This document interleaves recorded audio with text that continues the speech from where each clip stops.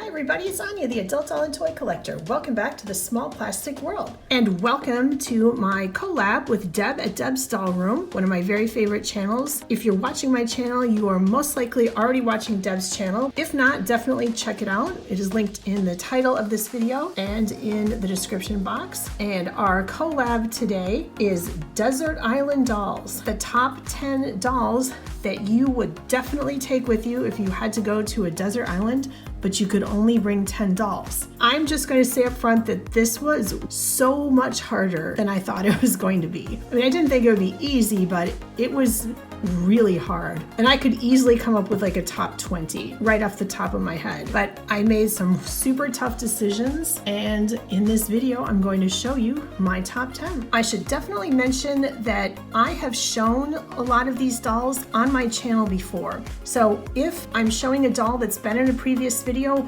I will link that video in the description box in case you missed it, so you can go check it out. And I also want to mention that this list is in no particular order. There isn't like a number 1 or a number 10, because that is even too difficult of a decision. So this is just the top 10 generally. I don't think either one of these dolls will surprise you if you've been watching my channel for a little while. The 2025 Barbie Basics little black dress model number 3 here. She is absolutely stunning. I love everything about this doll. I would not change a single thing, and so she would absolutely have to come with me. And then of course we have Camp Teresa. If you've been watching my channel for a while, you have seen this doll quite a bit because she pops up in a lot of videos, and that's because she's very, very special to me. She was the very first doll that I purchased for myself as an adult. So she is the doll that made me become an adult collector of dolls. She just has a special place in my heart, so there's no way I could go to a desert island without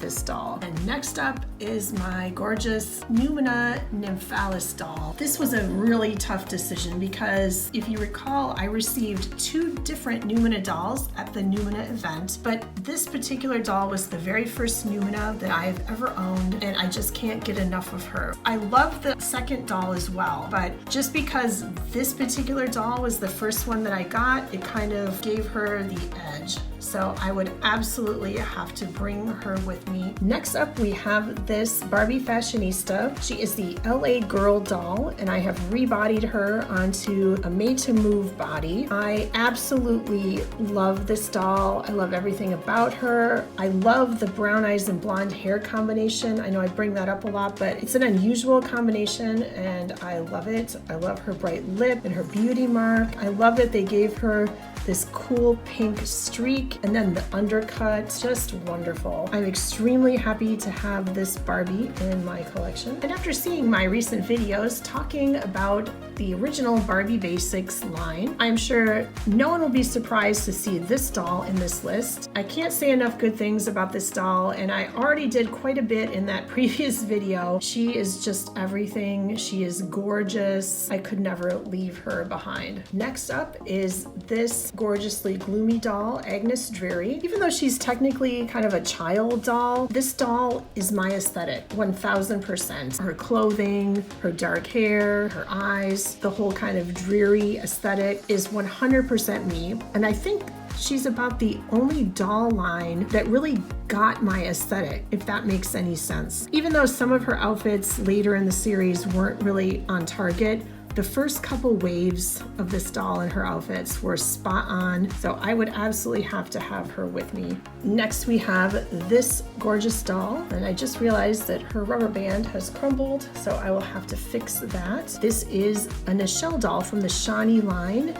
and this doll was a gift from my wonderful friend DB. And when I was thinking about the dolls to put in this video, one of the dolls that immediately came to my mind was Butterfly Art Christie, who has been in a previous video, because I love that doll and I love this Nichelle face mold. But when I really thought about it, this doll has the same face mold, and being that she was a gift, I had to bring her instead. This doll is not only gorgeous on her own, but she is a wonderful reminder of DB, so she would be a must-have. The next 3 dolls are dolls that I have not previously shown in videos on the channel. Each of these dolls will get their own video sometime in the future, but they had to be on my list for sure. And the first one is Generation Girl Mari. I love this doll. I think she is adorable. I love her face. I love the dark lip. I love her hair. I mean, her outfit is so cool and it's such nice quality. The Generation Girl line of dolls, I'm sorry, was a peak for Mattel in every way. They really went the extra mile with the details. Look at these shoes and socks. So cool, and they're all so different and they all are amazing. And it's funny because I did not buy the Generation Girls when they were at full price and they were current, and I'm not exactly sure why, but you know how we sometimes get in a lull in our collection and we're not really buying dolls. She was my first Generation Girl doll that I bought. I got her, I think, on eBay,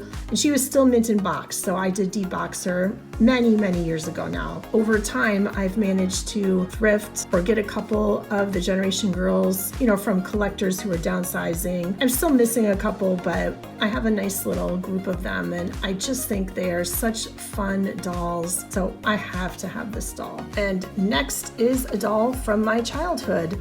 This is my childhood large size Princess Leia action figure, but we all know that that is just a code for a doll. So she is a doll and she is on this list because there's no way I could go to a desert island without her. And I really do think they have a nice likeness of Carrie Fisher with this doll. This is the original hairdo. I never removed it. And I will make a full video on this doll and show the little accessories and everything, but there is absolutely no way I could go to a desert island without her. And I'm so happy that I have this piece of my childhood still in my life. And last but not least is my childhood Sasha doll. This is the doll that I got from Santa. I'll make a whole video about this doll in particular and Sasha dolls in general. I absolutely loved this doll when I was young. I went through the little girl phase where I carried her around with me everywhere. After all these years, here she still is, so she would have to come with me. So there you have it. Here are the 10 dolls that I would absolutely have to take with me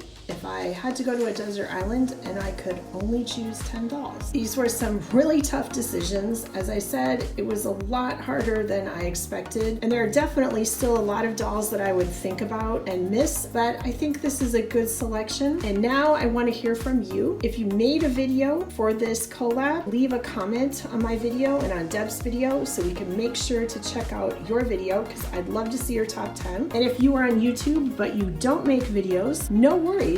I still want to hear from you because I'm still very interested to know what your top 10 would be. So definitely leave a comment down in the description box and let me know. And thank you so much for joining me for this super fun and super hard collab with Deb at Deb's Doll Room to check out our desert island dolls. If you like this video, please give it a like. Subscribe to my channel if you haven't already, and if you have, thank you very much. Thank you so much for watching, and I will see you next time. Bye.